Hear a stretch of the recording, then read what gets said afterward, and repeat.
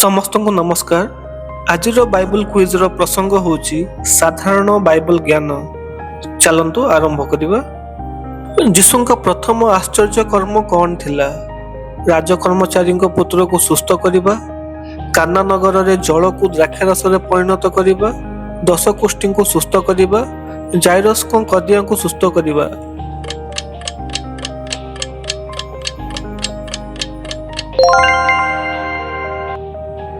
ଏହାର ଉତ୍ତର ହେଉଛି କାନା ନଗରରେ ଜଳକୁ ଦ୍ରାକ୍ଷାରସରେ ପରିଣତ କରିବା। ଯୀଶୁଙ୍କୁ କେଉଁଠାରେ କ୍ରୁଶବିଦ୍ଧ କରାଯାଇଥିଲା? ଗୋଲଗଥା, ଗେତ୍ସେମନୀ, ଗରାସୀ ଅଞ୍ଚଳ, କଫରନାହୁମ।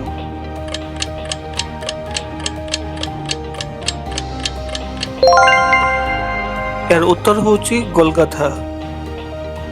କେଉଁ ରାଜା ଦାନିଏଲକୁ ସିଂହ ଗାତରେ ପକାଇବା ପାଇଁ ଆଜ୍ଞା ଦେଇଥିଲେ?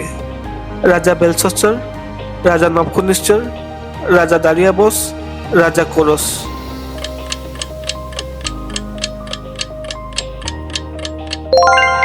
ଏହାର ଉତ୍ତର ହେଉଛି ରାଜା ଦାରିଆବୋସ। ଇସ୍ରାଏଲର ଏକମାତ୍ର ମହିଳା ବିଚାରକର୍ତ୍ତା କିଏ ଥିଲେ? ଜାଏଲ, ଏଷ୍ଟର, ନୟମୀ, ଦୋବରା।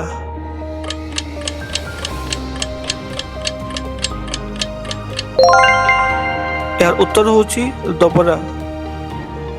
ଯାତ୍ରା ପୁସ୍ତକରେ ସଦାପ୍ରଭୁ ମିଶ୍ରର ଲୋକମାନଙ୍କୁ କେତୋଟି ମହାମାରୀ ଦ୍ୱାରା ଆଘାତ କରିଥିଲେ?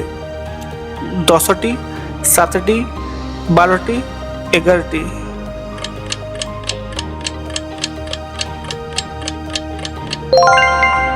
ଏହାର ଉତ୍ତର ହେଉଛି 10ଟି। ଜୋହନ ଉଦ୍ଦୀପକଙ୍କ ମାତାଙ୍କ ନାମ କ'ଣ ଥିଲା?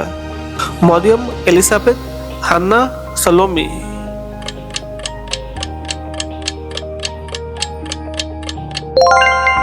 ଏହାର ଉତ୍ତର ହେଉଛି ଏଲିସାବେଥ।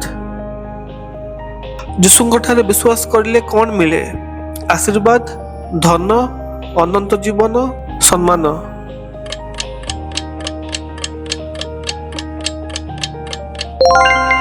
ଏହାର ଉତ୍ତର ହେଉଛି ଅନନ୍ତ ଜୀବନ। ଈଶ୍ୱରଙ୍କ ରାଜ୍ୟରେ ପ୍ରବେଶ କରିବା ପାଇଁ କେଉଁଥିରେ ଜନ୍ମ ହେବାକୁ ହେବ ବୋଲି ଯୀଶୁ କହିଥିଲେ? କେବଳ ଆତ୍ମାରେ, କେବଳ ଜଳରେ, ଜଳ ଓ ଆତ୍ମାରେ, ମାତୃଗର୍ଭରୁ।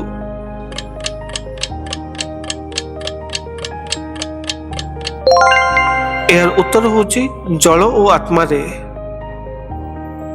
ଇସ୍ମାଇଲ ନାମର ଅର୍ଥ କ'ଣ?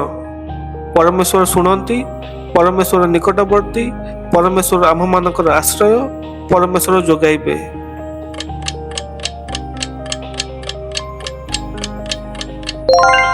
ଏହାର ଉତ୍ତର ହେଉଛି ପରମେଶ୍ୱର ଶୁଣନ୍ତି।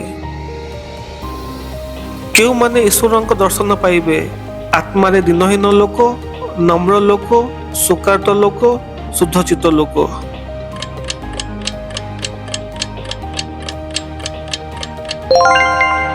ଏହାର ଉତ୍ତର ହେଉଛି ଶୁଦ୍ଧଚିତ୍ତ ଲୋକ।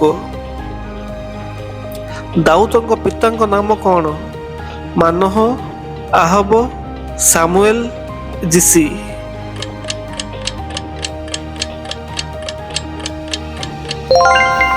ଏହାର ଉତ୍ତର ହେଉଛି ଯିସି।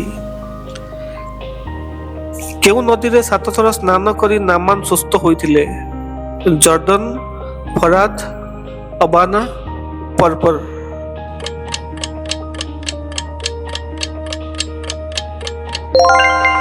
ଏହାର ଉତ୍ତର ହେଉଛି ଜର୍ଦ୍ଦନ। ସଦାପ୍ରଭୁ କାହାର ସର୍ବସ୍ୱର ଚତୁର୍ଦିଗରେ ବାଡ଼ ଦେଇଥିଲେ? ଆୟୁବ, ଅବ୍ରାହମ, ଇସାହାକ, ସୋଲୋମନ।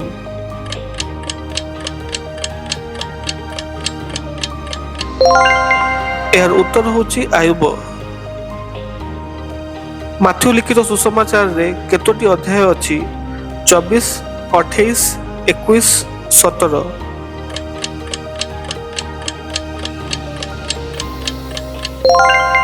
ଏହାର ଉତ୍ତର ହେଉଛି 28। ଜିହୋବା ଶାଲୋମର ଅର୍ଥ କ'ଣ? ସଦାପ୍ରଭୁ ଯୋଗାଇବେ, ସଦାପ୍ରଭୁ ମଙ୍ଗଳ ସ୍ୱରୂପ, ସଦାପ୍ରଭୁ ସୁସ୍ଥକାରୀ, ସଦାପ୍ରଭୁ ମୋର ଧ୍ୱଜା।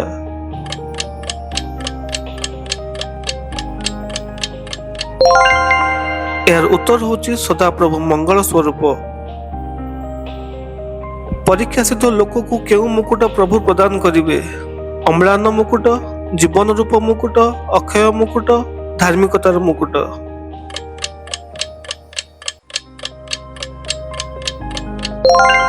ଏହାର ଉତ୍ତର ହେଉଛି ଜୀବନ ରୂପ ମୁକୁଟ। କିଏ ମନ ପରିବର୍ତ୍ତନ କରିବା ନିମନ୍ତେ ଘୋଷଣା କରୁଥିଲେ? ଫିଲିପି, ଜାକୁବ, ଯୋହନ ଡୁବକ, ହାରାମାଥିଆର ଯୋସେଫ।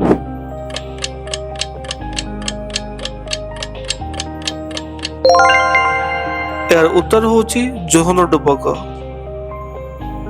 କେଉଁ ଦୁଇ ଜଣ ଏକ ପରାମର୍ଶ ହୋଇ ପବିତ୍ର ଆତ୍ମାଙ୍କ ନିକଟରେ ମିଥ୍ୟା କହିଥିଲେ? ଏସୋ ଓ ଜାକୁବ, ଇଫ୍ରାଇମ ଓ ମନସି, ଆକିଲା ଓ ପ୍ରିସ୍କିଲା, ହନନୀୟ ଓ ସଫିରା।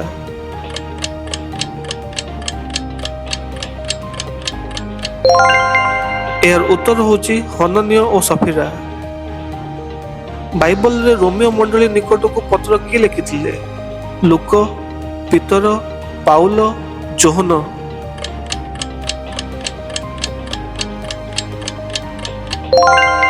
ଏହାର ଉତ୍ତର ହେଉଛି ପାଉଲ। ଦ୍ୱିତୀୟ ବିବରଣୀ ପୁସ୍ତକର ଲେଖକ କିଏ? ମୋଶା, ହାରଣ, ଅବ୍ରାହମ, ଯହୋଶୁଆ।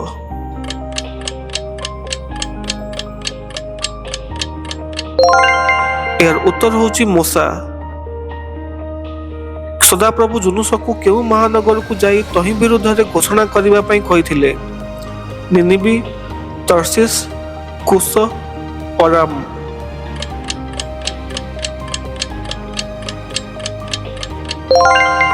ଏହାର ଉତ୍ତର ହେଉଛି ନିନିବି। କେଉଁ ଶିଷ୍ୟ ଶେଷ ରାତ୍ର ଭୋଜ ସମୟରେ ଯୀଶୁଙ୍କ ବକ୍ଷସ୍ଥଳରେ ଆଉଜି ପଡ଼ିଥିଲେ? ଜାକୁବ, ଯୋହନ, ପିତର, ଇସ୍କରିୟୋତ ଯହୂଦା।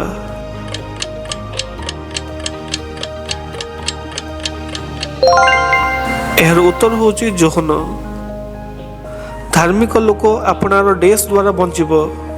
ବିଶ୍ୱାସ, ନାମ, ଧାର୍ମିକତା, ଚିହ୍ନ।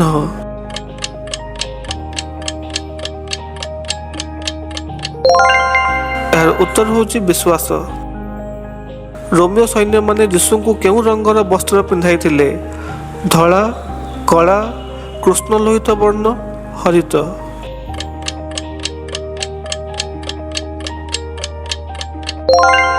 ଏହାର ଉତ୍ତର ହେଉଛି କୃଷ୍ଣ ଲୋହିତ ବର୍ଣ୍ଣ। ମୁଁ ଅଛି ମୋତେ ପଠାଅ, ଏହା କେଉଁ ଭବିଷ୍ୟତ ବକ୍ତା କହିଥିଲେ? ଜେରେମିୟ, ଯେଶାୟ, ଜୁନୁସ, ଜେହେଜିକଲ।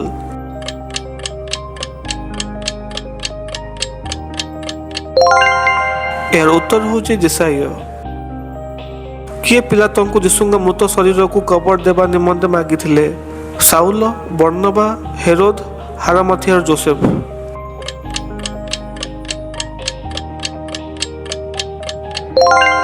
ଏହାର ଉତ୍ତର ହେଉଛି ହାରାମାଥିଆର ଯୋସେଫ। କେଉଁ ଭାବବାଦୀ ଦାଉଦଙ୍କୁ ତାଙ୍କ ପାପ ବିଷୟରେ ଅବଗତ କରାଇଥିଲେ? ଏଲିୟ, ଏଲିସାୟ, ନାଥନ, ସାମୁଏଲ।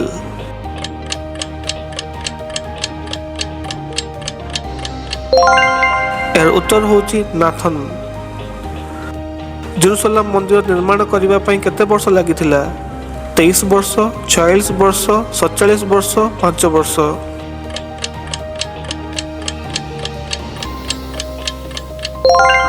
ଏହାର ଉତ୍ତର ହେଉଛି 46 ବର୍ଷ। ଗିଦିଅନଙ୍କ ଅନ୍ୟ ନାମ କ'ଣ ଥିଲା? ଯୋସେଫ, ହନନୀୟ, ଜେରୁବାଲ, ଅସରିୟ।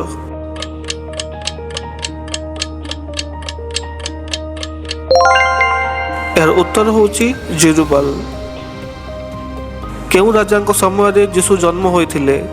ପିଲାତ, ଅକ୍ଷେସରସ, ହେରୋଦ, ଅହସ୍ୟ।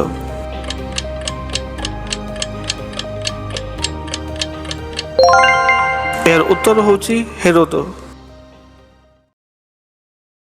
ଯେଉଁମାନେ ଏ ଭିଡ଼ିଓଟିକୁ ଦେଖିଛନ୍ତି ସେମାନଙ୍କୁ ବହୁତ ବହୁତ ଧନ୍ୟବାଦ। ଯଦି ଏ ପ୍ରକାର ଆହୁରି ବାଇବଲ କ୍ୱିଜ୍ ଭିଡ଼ିଓ ଦେଖିବା ପାଇଁ ଇଚ୍ଛା କରନ୍ତି ତେବେ କମେଣ୍ଟରେ ଲେଖନ୍ତୁ। ଆଉ ଏ ଭିଡ଼ିଓଟିକୁ ଲାଇକ୍, ସେୟାର ଓ ସବସ୍କ୍ରାଇବ୍ କରନ୍ତୁ। ସମସ୍ତଙ୍କୁ ଧନ୍ୟବାଦ।